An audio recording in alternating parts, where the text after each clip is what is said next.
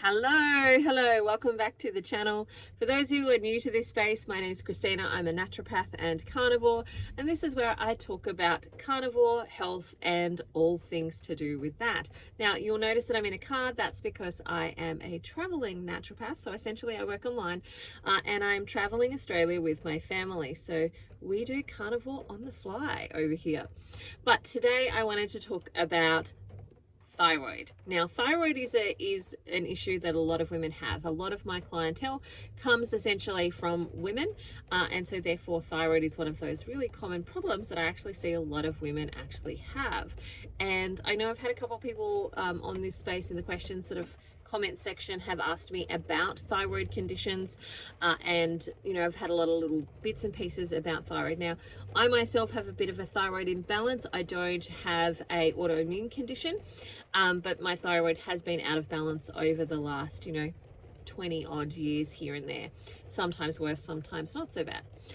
So for me with carnivore, one of the questions that I usually get asked is, can you do carnivore if you've got a thyroid condition?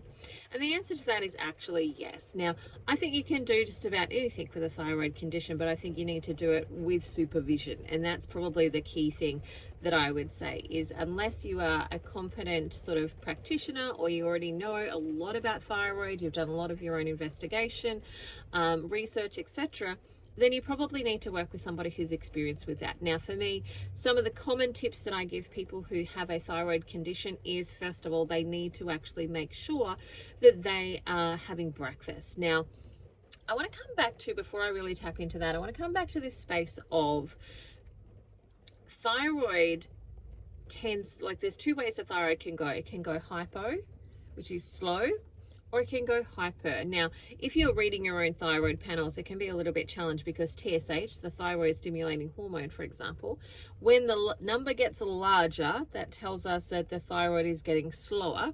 And when the thyroid number is getting smaller, that tells us the thyroid is getting faster.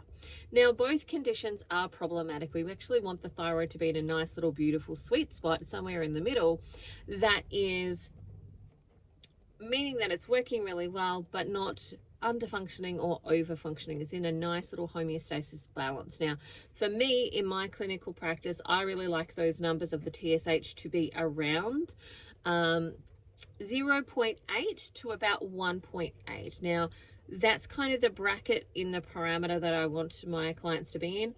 Ideally, the closer to kind of a 1, the better off people tend to function. Now, I say that as in tend to function because everybody's slightly different. And this is where I think it's a really good idea to go and get your bloods done when you're feeling great. So when you are at your optimal, you're feeling super great. It's often when people don't think about going and getting their bloods done, but it's actually the best time to go and get your bloods done because that can help you create a bit of a reference range for yourself. So when I am, when my blood markers are this, I was feeling fantastic. So that when you then go get tested at a time when you're not feeling fantastic, you can see, okay, what was the difference? Like, what was the difference in my iron, in my liver enzymes, in my thyroid, TSH, in my hormones, in all of that type of stuff, so that you've got your own comparison to look at versus just these large parameters of the generalized population. So I always recommend go get your bloods done when you're feeling fantastic. Like, that's the best time to go get your bloods done so you can get yourself a nice little reference range for you and help you go, this is when I feel really great. So, this is my parameters, which is maybe slightly different or a little bit different to somebody else's. Now, I mentioned there's hyperthyroidism, where your thyroid's going too fast. Now, the autoimmune version of that is to go into Graves'. And then there is the under-functioning thyroid, which is hypothyroidism, and that's where your thyroid is slowing down, and the autoimmune version of that is Hashimoto's.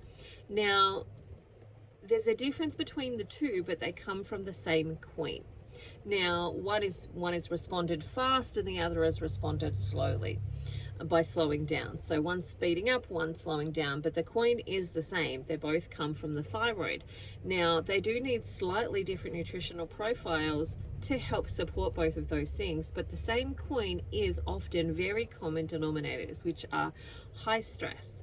So at some point, and usually when I'm working with somebody with a thyroid condition, I'm going to ask them questions about their emotional health, but I'm also going to ask them questions around their physical health. At some point in their life, something stressful has really happened, and so the body has taken that message of stress and went, we're in a famine or we're in a war, and so it takes on this profile of how do I help you beat the battle, survive the famine.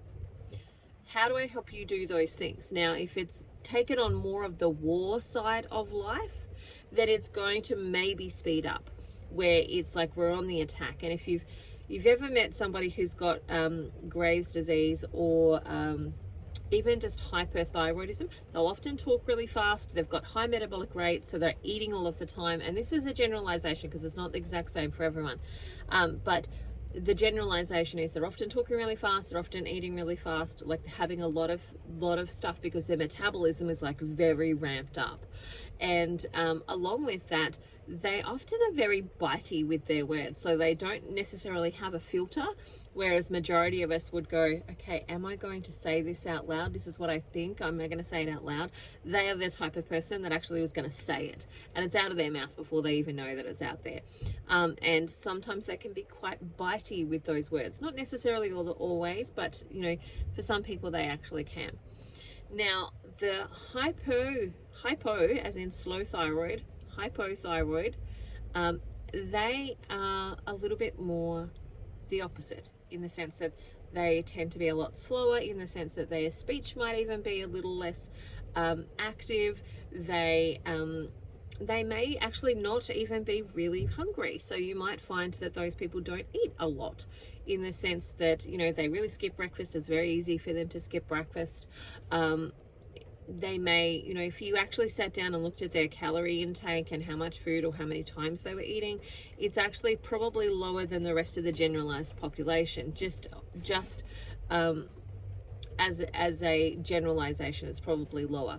Now, part of that is because their metabolism has gone, we're in a famine, we need to really slow down the rate at which we actually consume food, and therefore we are slowing down our metabolic rate and how quickly we process those things, and then we take in less food and we savor as much of the food as we actually have to be able to deal with that lack of food in our environment. Okay, so I want to talk about some of the emotional things. So I mentioned that one of the questions that I usually will ask my clients is about their emotional health. Now, the thyroid sits across here. So essentially, when I'm talking to somebody who has a hypothyroid condition, what I'm usually asking them is like, where in your life have you learnt that your voice isn't important, that you're not allowed to talk? Or where have you been biting your tongue?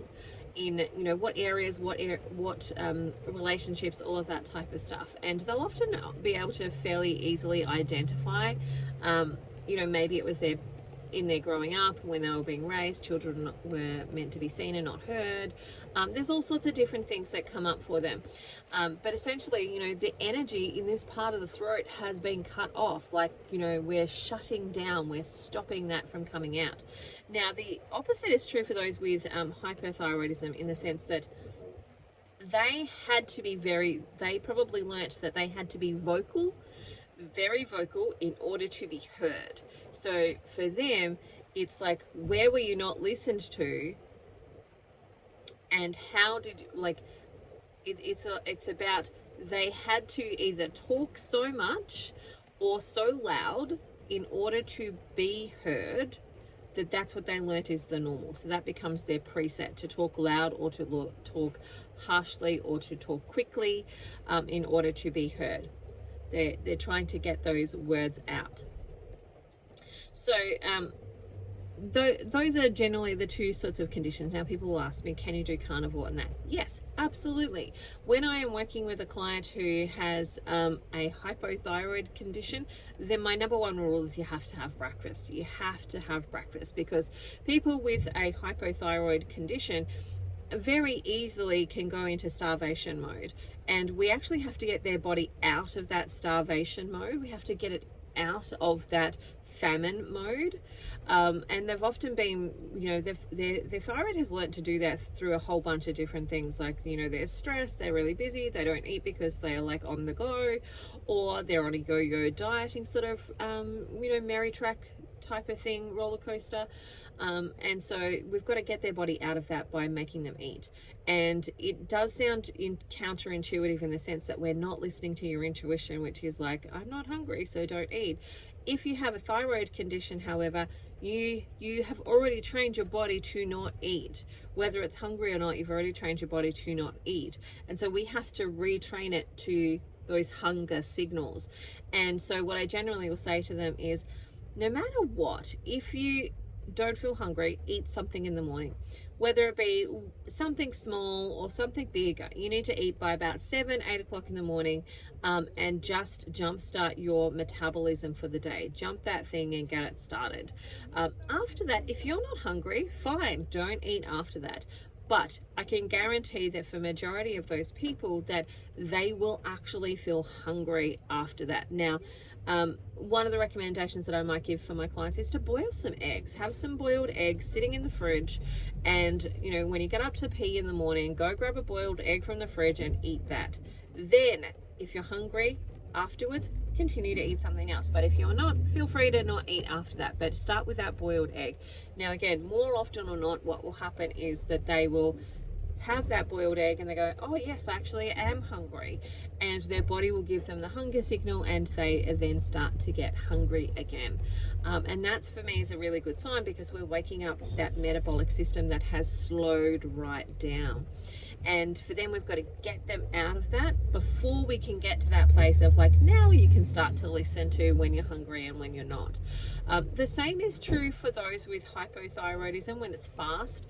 For them, it's slightly different though. For them, it's what we've got to do is like have big meals and make some gaps in between the meals. So instead of snacking every 2 hours, they've got to have a bigger meal for breakfast, have a fasting time for about 4 to 5 hours, eat again another big meal, have another 4 to 5 hour fasting time. And you know, we might need to take that from 3 hours to 4 hours, and we might need to stretch it over time. But just bringing in those fastings, but making sure that they've got enough food is really important to actually help them just to slow that thyroid down a little bit, knowing that we're not in a war, we're not going to battle, we don't need to have all of our energy right now ready to go. And just slowing that metabolic system down a little bit. Now, one of the questions that I got asked on the channel is, how do you know? Like, how do you know what your thyroid's doing without getting like a million blood tests? How do you know? Well, first of all, I think having a baseline blood test is a good idea. A lot of doctors will consider doing that every 12 weeks. Now, when I'm working with a client who's on medication, I'll usually run their test every 6 weeks so that we can have a look at it just a little bit more quickly, looking at, you know, their TSH, T3, T4, reverse T3, and thyroid antibodies. We're watching those every 6 to 12 weeks to see what's happening and see what adjustments need to be taken, what need to be made in regards to their dietary protocol, when they might need to go back to their doctor and have things assessed a little bit more stringently. And the other thing that they can do in between time is tracking. Now, I like to track a whole bunch of different things because it helps to give us some really quick identifiable information. So I'll generally get my clients to track their blood glucose, so fasting blood glucose, to see what that actually is, and at least once a week their ketone levels.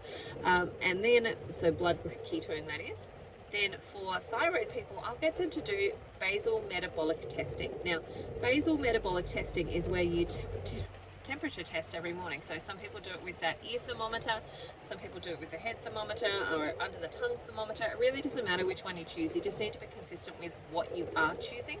Each of them will have a slightly different normal than the other, but you want to pick one and stay with that. Now, I think sometimes the ear one is often the quickest and the easiest, simply because you've got to try and take your temperature the moment that you wake up. So you want to, oh, I'm awake, take your temperature.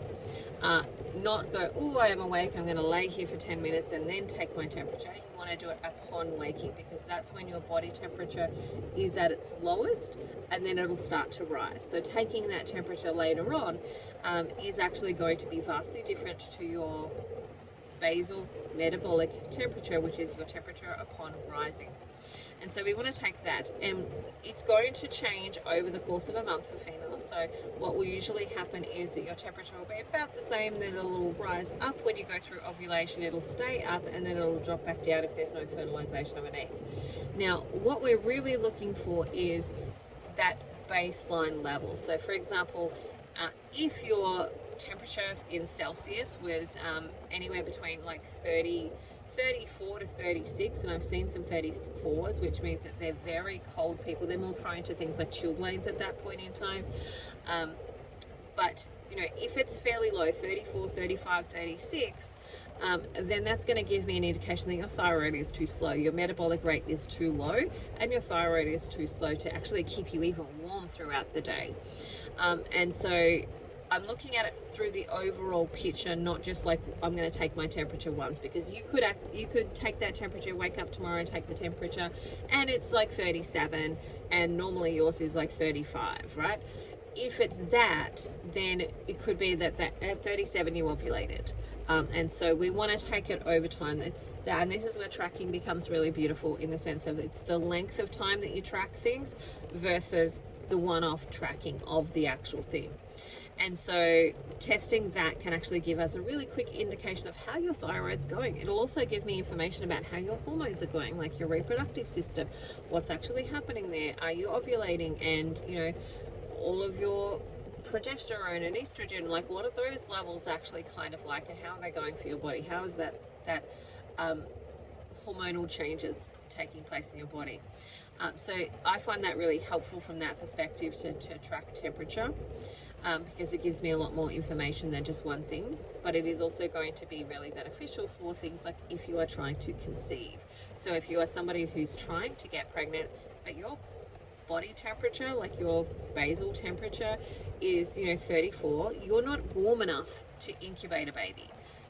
So you're going to really struggle to actually get pregnant at that point in time, or if you get pregnant, hold on to that pregnancy, because your body's too cold to incubate it. It's like bringing a baby home from the hospital and sticking it in a cold room versus a room that's like a really nice, comfortable temperature, not too hot and not too cold, a really nice, comfortable temperature. And so, you know, for my fertility clients, we're always checking their temperatures to see what's actually happening. Are they warm enough to hold a baby at this point in time and to create space for one of those to grow? But it also is telling us about how their thyroid's going and what's happening within their metabolic system. So usually when I'm working with clients who are on medication or not on medication or trying to avoid medication, I want to know, what is their basal metabolic temperature doing and how is it tracking? And that's all information that if you are like listening to this video at home and you're going, oh, I want to know all these things and maybe I need some help and support, the more of that data and more of that information you have to take to your medical professional, whether it's me or somebody else, can be really beneficial at helping them start to see the overall picture of what's going on and what might need to be changed and tweaked for you. Now, the other thing that I want to mention when it comes to thyroid is hormones. Your thyroid is all about the hormones. So it's thyroid stimulating hormone. So all of those hormones within our body need a really good amount of fat in order to be able to create good quality hormones. And so that fat needs to come from animals. It doesn't work as well if it comes from plants because it's not quite the right match. So your body has to create some things. It'll still do it. It just doesn't do it as efficiently and effectively. And when your body's in a time of stress, where it's got a chronic health issue, it's got something else going on, you don't want to stress it more by having to make it do more work. You want to give it to it in the most efficient way. And so your animal fats are the way that's going to help that. Now, from a hormonal health perspective, we need to get those fats often to around 80% of the diet. And or around 200 grams of fat a day is kind of what we're aiming for to get in, is around 200 grams of fat a day. Now, that's going to be slightly different per person, but if you're shooting for those goals, 80% or 200 grams of fat, then we can adjust and tweak based on how your body's coping and how it's feeling and what needs to happen there. But it gives you a goal to work towards. Not that you need to specifically be at that exact number, but that's the goal to work towards, and then we want to change that based on how your body actually responds to those things. And so that's another element. Now, of course, when it comes to thyroid, iodine tends to be another particular issue. Now, if you have Graves or if you have hyperthyroidism, it's always wise to get a urine iodine test done to see what actual changes need to make place. So you don't want to be putting iodine in if you've actually got enough iodine. You don't want that to cause a problem for you, because iodine can be toxic to the body in large amounts, but we actually need trace amounts of it, or we need small amounts of it. And so getting a urine iodine test done is always a good thing to check. What's my iodine doing? Both for slow and for fast, but for fast, you definitely want to have that check done before you actually start to supplement with any iodine. Now, I'm not a great lover of supplementation internally of iodine. I actually really like external iodine ways of supplementing other than food. So things like seaweed. Now, adding a little bit of dulse or a little bit of seaweed to your food is actually going to bring in some natural forms of iodine. Seafood are all going to contain some levels of iodine, some a little bit more than others, but seafood is always a good source of iodine as well. But supplemental wise, I really like to use the Lugol's iodine, which is about a 5%, but you use it externally, not internally. So externally, you would actually paint the palm size. So a palm size amount you paint onto the soft parts of your skin. So you would do that in the underarm area, of the stomach area, sides of the breast. Those tend to be soft parts, and you want to do a palm size amount. So if you've got a bigger palm than me, you're going to use more. If you've got a smaller palm size than me, you're going to use less. And it's based on your palm size. Now, you don't want to do the same spot every day. You want to move it around so that it's on different spots and different locations every day. And that's going to help your skin not stain and take up the stain and make you think it's got enough when it doesn't quite have enough. Now, ideally, if you painted a palm size amount of that Lugol's iodine solution on and it stays for 24 hours, you've got enough iodine. You're good to go. But if it goes before 24 hours, then that indication tells us how much of a deficiency you have. So if it's very quick to go, then you're very low in iodine. If it's slow to go, but still, 12 hours in, you can see it's still there, but it's moving away, and 24 hours it's no longer present, then you've got a deficiency, but it's less moderate. Like it's, just a slight deficiency, and you can just keep doing it until you get to that 24-hour period, or you can really try and up your iodine-rich foods and see if that's going to be enough to actually do that. Now, I usually get people to do that type of test every 3 months. If they get their iodine levels up and they're great, every 3 months, just do it so that you can just check where you're at, because you have different iodine level needs within your body through different periods of time. So when your body's doing a lot of detoxification, it's going to need more of that iodine in order to make that process happen, versus other periods of time when it's focusing on building and maintaining different elements. So that's a little bit about thyroid. I hope you found this informative. I'm trying not to go too long for you. But if you're listening to this and you're going, I really would like to actually get some support and help, all my links are below in the comment section. You'll be able to find them there to be able to book a consult, or to be able to come work with me in some way, or go get some of those tests done and go to a local practitioner near you. All right, that's it for me today. I hope you have the most amazing day ever. Bye for now. See you later. Talk soon.